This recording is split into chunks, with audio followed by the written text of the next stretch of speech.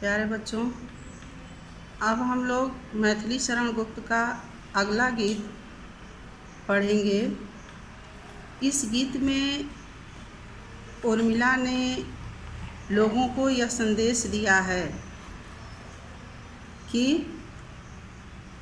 किस तरह से मनुष्य को अपना जीवन व्यतीत करना चाहिए। यही आता है इस मन में। उर्मिला अपनी सखी से कह रही है कि हे सखी, मेरे मन में यह बात बार बार उठती है, छोड़ धाम धन जाकर मैं भी रहूं उसी वन में। ऐसा लगता है मैं यह चाहती हूँ कि मैं भी यहाँ अयोध्या का सारा धन धान्य, धन वैभव और महल छोड़ करके उसी वन में जाकर के निवास करूं जहां राम लक्ष्मण और सीता रहते हैं। प्रिय के व्रत में विघ्न न डालूं, रहूं निकट भी दूर। लेकिन फिर मेरा मन यह सोचने लगता है कि कहीं मेरे जाने से लक्ष्मण ने जो राम और सीता की सेवा करने का व्रत लिया है उसमें कोई बाधा न उत्पन्न हो जाए, कहीं मुझे वे बाधक न समझने लगें। इसलिए मैं सोचती हूँ कि मैं वन में जाकर रहूँ भी उन लोगों के निकट, राम लक्ष्मण और सीता के, और उनसे छिप करके भी रहूं ताकि लक्ष्मण के व्रत में कोई विघ्न, कोई बाधा न पड़े।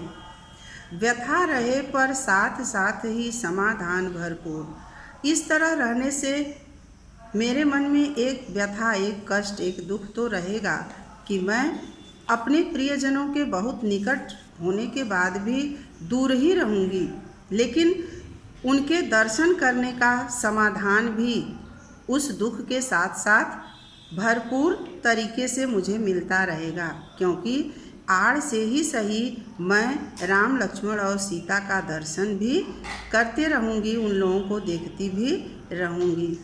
हर्ष डूबा हो रोदन में, यही आता है इस मन में। इस तरह से एक तरफ उन लोगों के देखने की मेरे मन में प्रसन्नता होगी, तो दूसरी तरफ यह कष्ट भी होगा।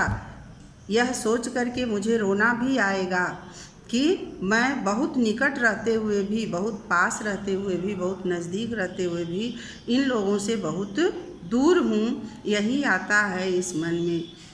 लेकिन मेरे मन में यह इच्छा बार बार उत्पन्न होती रहती है कि मैं भी वहीं उसी वन में जाकर के निवास करूं जहां राम लक्ष्मण और सीता रहते हैं। धन्यवाद।